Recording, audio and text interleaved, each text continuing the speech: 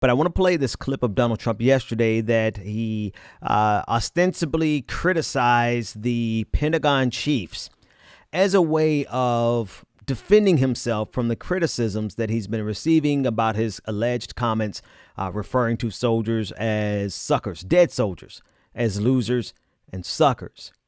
I want to give you the proper context because some people are interpreting this statement that I'm getting ready to play of Donald Trump as some type of anti-war sentiment, meaning that Donald Trump is hard anti-war, doesn't want to go to war, or is not, it doesn't want to support what we call the military industrial complex, that corporate system that constantly drains the American coffers of billions of dollars every single year and funnels those dollars into war-making companies, corporations.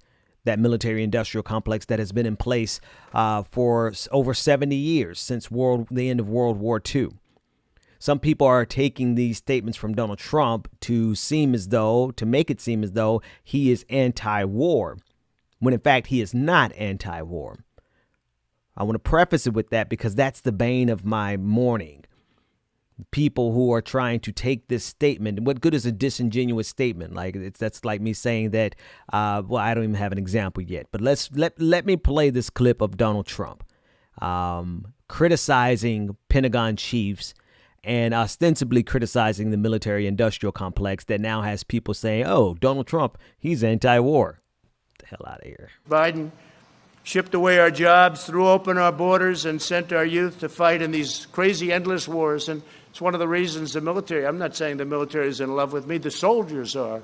The top people in the Pentagon probably aren't because they want to do nothing but fight wars so that all of those wonderful companies that make the bombs and make the planes and make everything else stay happy. But we're getting out of the endless wars. You know how we're doing. We defeated 100% of the ISIS caliphate, 100%. When I came in, it was a mess. It was all over. They have it in a certain color, all ISIS. A year later, I said, "Where is it?" "It's all gone, sir. Because of you, it's all gone. Because of my philosophy, but it's all gone." I said, "That's good. Let's bring our soldiers back home." Some people don't like to come home. Some people like to continue to spend money. One cold-hearted globalist betrayal after another, and that's what it was. Biden supported NAFTA. He supported China's entry into the World Trade Organization. Two disasters. The most disastrous. We're getting out of the endless wars. It's 4 years in. Donald Trump has not ended a single war. Donald Trump has increased the number of drone strikes. Donald Trump has increased the Pentagon budget, and he's increased it to the tune of $120 billion. He's increased the number of weapons exports that we have in this country, contracts that we have in this country. Donald Trump is not anti-war. And I'm extremely serious about this particular point because of a reason I will begin to unpack for you. What this faux anti-war sentiment gives to Republicans, the people who put us in the situation that we are literally in right now. It gives them the opportunity to be both the warmongers as well as receive the support of the anti-war movement. What sense does that make? Donald Trump supported the war in Iraq. Okay? And he has exacerbated all of our geopolitical positions, period. He has pushed us to the brink of war on so many occasions, and it's only because of the restraint of the other nations that we are not engaged in brand new wars. But he has certainly not ended the previous wars. But he gets the veneer of pretending as though he's anti-war because every now and then he throws you all a bone and all of a sudden like, oh, well, he said something that is factually true, but the sentiment behind it is to provide himself cover for all of the negative things that he said about soldiers that he's taking flack for this weekend. And so what he's done is he's thrown the anti-war movement a bone and say, see, I know the game. Everybody knows the game. Everybody knows that this entire federal government would rather spend its entire budget on weapons instead of doing anything for the people, and that goes between both parties. Everybody knows that game, but who is doing something to fix that game? It's certainly not Donald Trump. It is most certainly not. And now people like, Glenn Greenwald, my friend over at The Intercept, he's tweeted out, what Donald Trump said wasn't so bad because, Dwight Eisenhower said it in his closing, his last speech leaving office. His famous military-industrial complex speech. I'll play a portion of it for you. Yeah, but what did Dwight Eisenhower? He complained about it, but what did he do to stop it? He could have killed it in its infancy, but that's neither here nor there. The point is you have to be able to discern between genuine efforts to undermine the military-industrial complex and to retract and contract the American imperialism, and Donald Trump doing what he does. He knows how to pit people against each other. And he's doing all of this just to cover for the fact that it came out last week that he referred to dead soldiers as suckers and losers. And now folks are running around from the anti-war left saying, he got that right. No, he didn't get it right because of the reason he's talking about it has nothing to do with actually challenging the industrial complex, the military industrial complex. I'm going to get an analogy here before this episode is over. It may not come into the patrons episode, but at the end of the day, when somebody says something in bad faith, you don't have to give them credit for the statement that they said in bad faith. He did not say that as a means of suggesting that there should be something done about it. He said that as a means of suggesting, hey, look over here. Don't pay any attention to the fact that I called dead soldiers suckers and losers.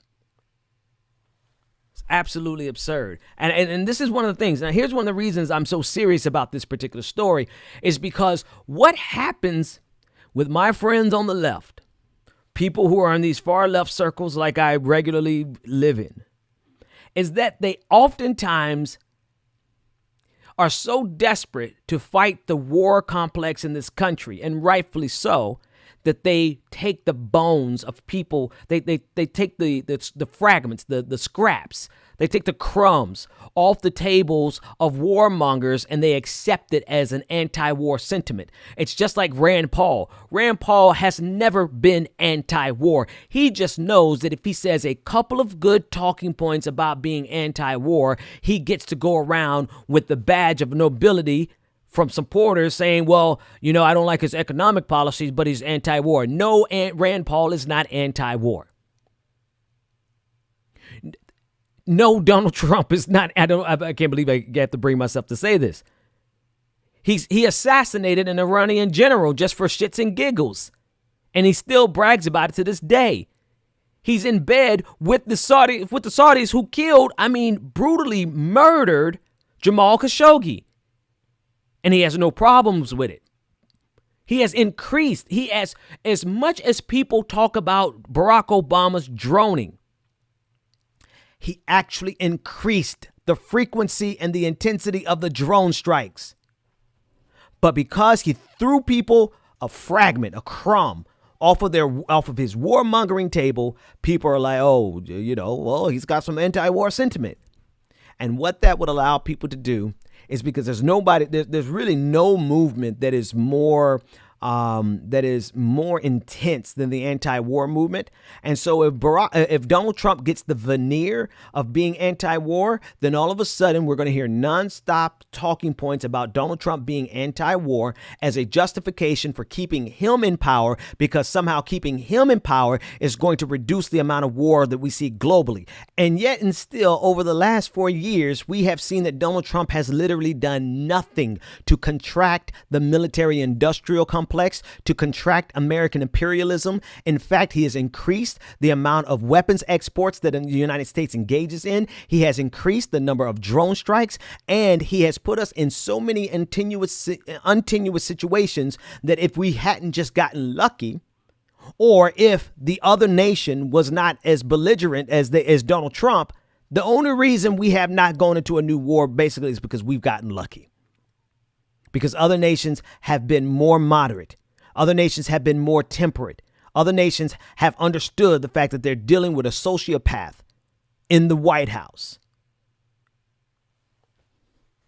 So I refuse. One of the things that I will get out of character around is people trying to give and lend Donald Trump the veneer of being anti-war when in fact he is doing everything to expand the military-industrial complex. And what we can't afford to do is allow our good intentions of seeing this military-industrial complex contracted and American imperialism contracted, allow that to be manipulated by someone who has zero intention or concern. Donald Trump does not have one bit of emotional or moral or a lick of compassion about the fight against war.